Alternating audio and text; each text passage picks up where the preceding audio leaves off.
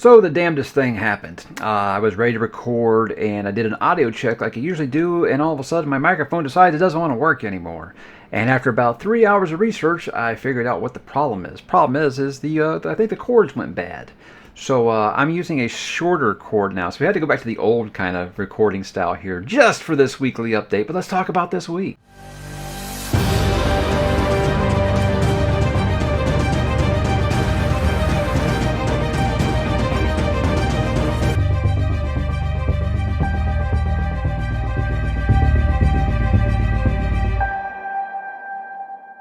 You know, most people would have said, hey, after all these audio issues, I'm just going to bed. But no, I am a man of a people. I can't let you go a week without a weekly update, right? So, guys, let's do like we always do. Let's talk about what am I reading? Well, you can kind of see here, I don't have everything hidden for you like usual. I finished Wintertide by Michael J. Sullivan. This is Rhaenyra Revelations number 5. Got one left. And, guys, I don't know how else to put this to you except I think Michael J. Sullivan might be the best kept secret in modern fantasy. This guy just continues to amaze me in that he doesn't write anything you haven't felt like you haven't read before. It feels very traditional fantasy, but he does it as good as anybody in the game. I mean, I was thinking of this book.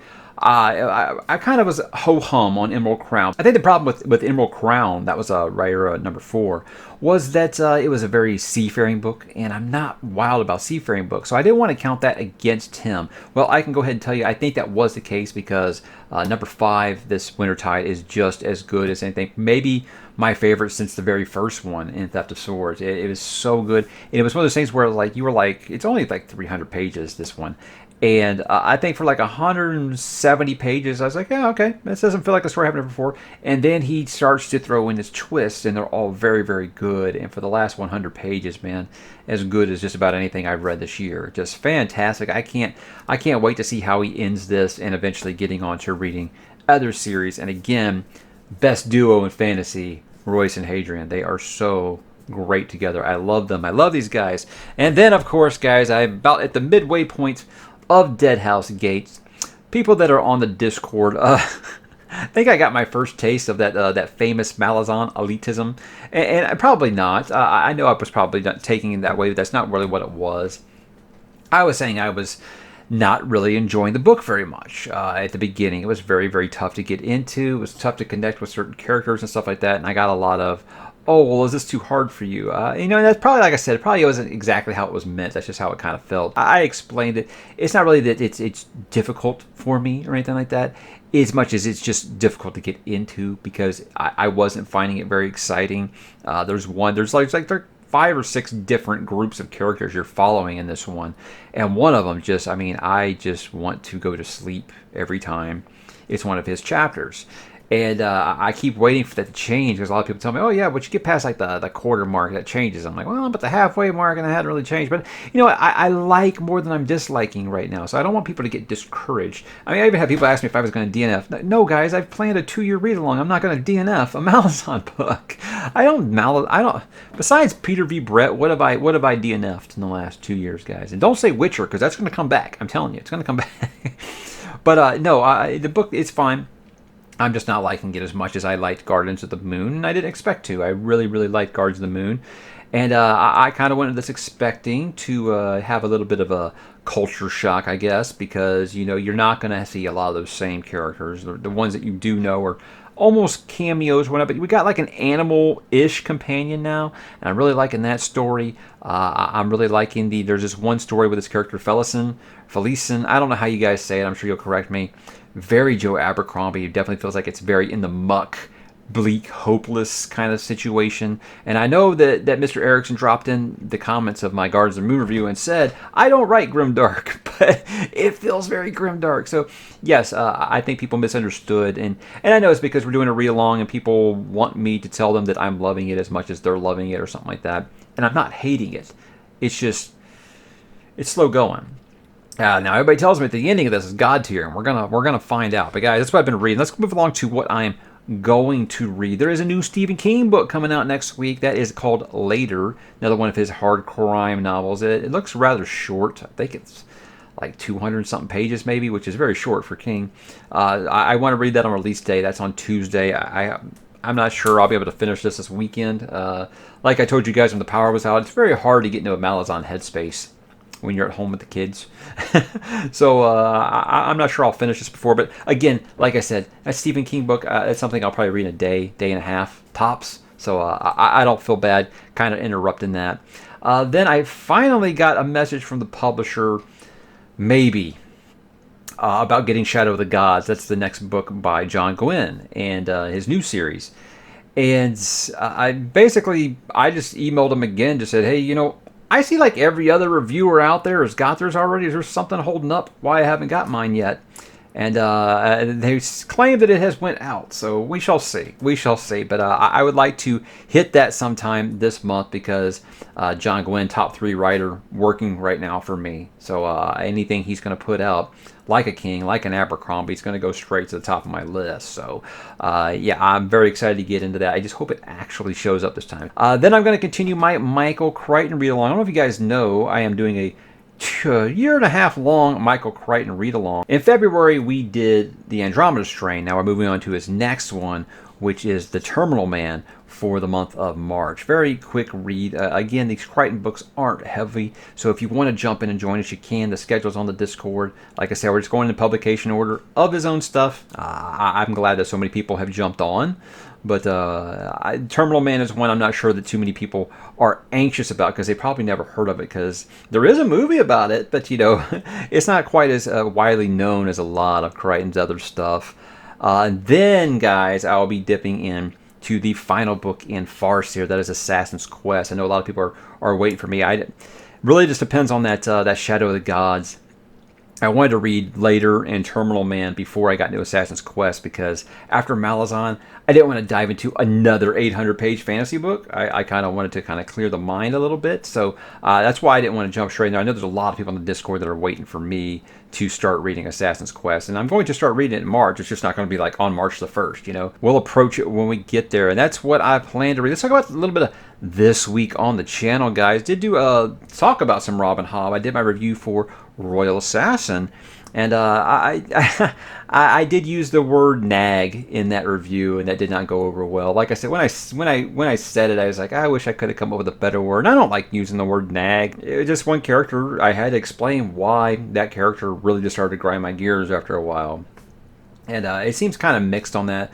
A lot of people are like, oh, unreliable narrator. And no, it might be, guys. Remember, this is my first time reading this, okay? You got to remember what it was like the first time you read. I know a lot of the rereaders are saying, well, you're not seeing it right. Remember when you were in my shoes, though. Did you see things that differently?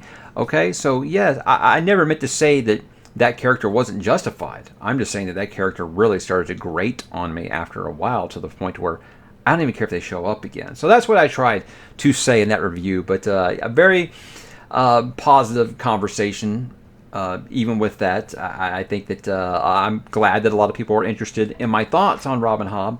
And I am not surprised, because I knew she had the reputation she did for a reason. But I guess I'm surprised at how much I'm enjoying it, just because so many people set my expectations down here for Farseer and told me that, you know, much better things were on the horizon. Then just for fun, I decided to rank the Wheel of Time covers. This is something I wanted to do after I finished reading them, because, look, some of those covers, I know you guys like protect Wheel of Time like it's your firstborn child. And I understand that. I have series like that. But it was a video that was just done for fun, and I think most people took it that way. A lot of those covers, yeah, they might be dear to you because you grew up with them. That's all you kind of know. I think of some of those really, really bad Lord of the Rings covers over the years that I liked, you know, but I could make fun of them, and that's kind of what I did in that video. There are some really good ones, but there are a lot of mediocre to bad ones, and just kind of, yeah, like I said, just kind of kill the time before the Wheel of Time show starts, and that's when more content for Wheel of Time is going to start showing back up on the channel. We'll be doing planning on doing an after show of Wheel of Time once the show begins. But when we actually get like a trailer, an announcement, a start date or something from that series, we'll get into more about what Wheel of Time content is coming to the channel. But just know that the wheel will be turning again, Lou Theron. And then I did another Why You Should Read, and this one is for Harry Potter. And I think what made that one unique is because who hasn't read Harry Potter at this point, right? Well, there's more people than you think. But especially the older fantasy crowd that you know, the Patrick Rothfuss, Scott Lynch kind of fans who think that everything isn't good enough. Those type of fans, yeah, sure, they probably haven't read it. If they didn't grow up with it, they haven't really read it. But it was really more about just, it didn't matter what your age was, and it was more about why I actually love the series and why it was always important to me and why it's going to be around for a long time to come. And I did get a lot of pushback in the video because of what's going on in the real world with J.K. Rowling. Guys, look, I want to get something very, very clear here. And most constant watchers know this by now, because I got a lot of comments in there about, you should have said this and you should have said that. First, it's my channel. I'm going to say what I want to say. Okay? Second, I'm not that channel. If you guys want me to make some big, bold proclamation, it's not going to happen. This channel will always be about the books. It will always be about the stories. If a author or a creator turns out to allegedly be a piece of human garbage in real life, you know how to look that up. I never once have been reading this book and been like, but you know what? This author is such a jerk. I can't stand it anymore. I've never been that guy. I mean, look what's going on right now with Joss Whedon. Apparently, he's a really, really, really toxic person. You know what? Buffy the Vampire Slayer is still my favorite TV show ever. You know, I have the ability to separate the art from the artist. And I know some people cannot do that. If you can't do that, that's fine. That's fine. But I got a lot of, well, I'm unsubscribing because you talked about Harry Potter. Bye. I am not telling anyone you're not allowed to be here. I obviously love you guys being here. I love hearing your opinions and things like that. But if you want me to make some big, bold statement about things like that, it's not going to happen unless it's about the book. Watch my criticism video if you haven't yet. That talks about why I avoid those types of things, because I don't like conversations like this.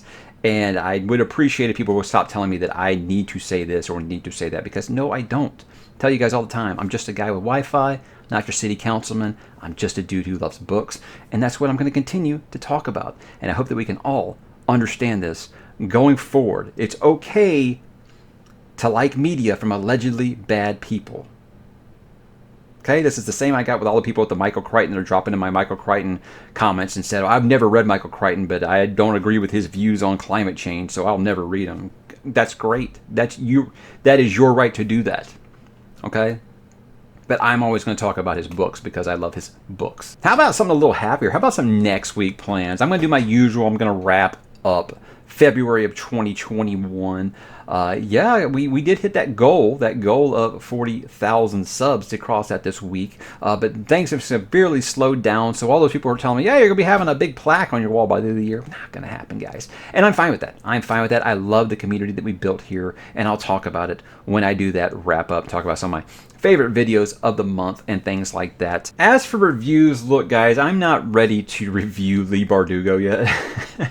And here's the thing, those books are so short, I think if I decide to finish that trilogy, which I'm probably going to, I think I'm going to review that as a trilogy instead of each individual book, because it would just be mean if I did it now, I think. So I had to come up with something else to kind of fill the time here. I think I'm going to do a review for a book I wanted to talk about in October, didn't have time. I kind of talked about why you should read The Vampire Chronicles by Anne Rice, but I'm going to take just a straight, normal book review of the first book in that series, that is Interview with a Vampire, my personal favorite in that whole series. Kicked off in just a most banging way you can imagine, and to me is still right there with Dracula as my favorite, and Salem's Lot. It's probably my favorite vampire book ever. So I'm going to talk about that, talk about Louis Lestat and Claudia and Armand and some of my favorite characters that she created back when Anne Rice was unbeatable, son. She was unstoppable. Stephen King, Michael Crichton, Anne Rice, that was my trio in high school. So I've always got room to talk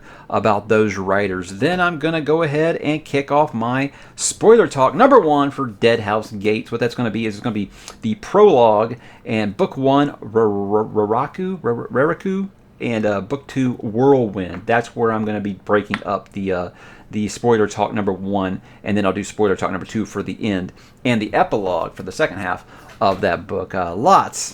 Lots to talk about. It's one of those things where you're reading the book and you say, hey, this is really dense, but I don't feel like a lot's going on. And then you start actually like thinking about it, like, well, yeah, this happened, this happened, this happened, this happened. So yeah, I don't imagine it'll be any different than the Guardians of the Moon spoiler talk. It'll be all over the place because, like I said, I feel like Malazan books are all over the place. I don't feel like there's any real structure. So you're just kind of going along with it. And you know what? I'm just going to embrace it. I'm just going to go for it. And I hope that you guys are okay with that. If I have time this week, guys, I'm going to try to do more of what I did with my Song of Ice and Fire. I did like favorite characters. I got enough good feedback on that I'm thinking I'm going to start a new series like a Why You Should Read or an Unpopular Opinion, something like that, and just favorites / hated, and talk about like my favorite characters or my most hated characters series. I think what I'm going to do next is my favorite Red Rising characters, because that's a series that I haven't talked about on the channel for a while. I did that really when this channel was still fledgling. Like I think when I did my Why You Should Read Red Rising, I was still using a webcam, so that tells you how long ago this was. But yeah, I love talking about Red Rising, and you know, hopefully we're getting that announcement soon of book number 6 in that series. And just the conversation on the Discord is just constant about Red Rising. I just keep remembering how much I love it. It almost makes me want to reread all of them, and I think I want to do a reread before book 6 comes out. So this year's kind of packed, Pierce, so if you don't release it this year, I won't be too mad. But yeah, I'd love to talk some Red Rising. Really, that one though just depends if I find enough time this week between real life reading and other things. Guys, for TV and movie talk this week, I don't have a lot because really we lost power, and when we got it back, then it was like trying to catch up with stuff. I was working from home. I was trying to read and things like that. Really, I think I showed my kid his first horror movie, and it was a sci-fi horror movie. He was acting like Mr. Tough Guy, and he thought he knew everything about Ridley Scott's Alien. So I said, you know what, fine. If it's okay with your mom, it's okay with me. Let's watch it. And we did watch it, and he did fine. He did fine, and showed him the trailer for Aliens. He's more excited for that one, I think, because he says it looks like Halo, the movie. And I can see where he's coming from on that one. But yeah, it felt like it was time. It's one of those things where I was younger than him. I was watching horror movies way younger than him. But you don't have to sell me. You have to sell Mother. You have to sell Mother on these things, right? So he did really good, and I think with things like that, I know some people are like, oh, I can't believe that you kids watch movies like that. Really, to me, it just depends on the kid. How does your kid do? Does your kid get nightmares easily? Things like that? Nah, he was fine. He's a champ. I can't wait to kind of push those boundaries. Maybe by this Halloween we'll be watching Freddy or something. I doubt it. I doubt we'll be going that far. But it was always fun. And then I just watched Tombstone for like the 1200th time. One of my favorite westerns ever. I watched the Man with No Name trilogy. It really got me in a western kind of mood. I watched The Quick and the Dead like the night after I finished that, and then I watched Tombstone again just because anytime Tombstone's on, I'm gonna watch it. That's a fact. So, guys, that was my week, really. What was your week like? Why don't you drop in the comments and tell me how things are going for you? What are you reading? What do you listen to? What are you playing? What are you watching? There are no wrong answers. Have yourselves a very safe weekend.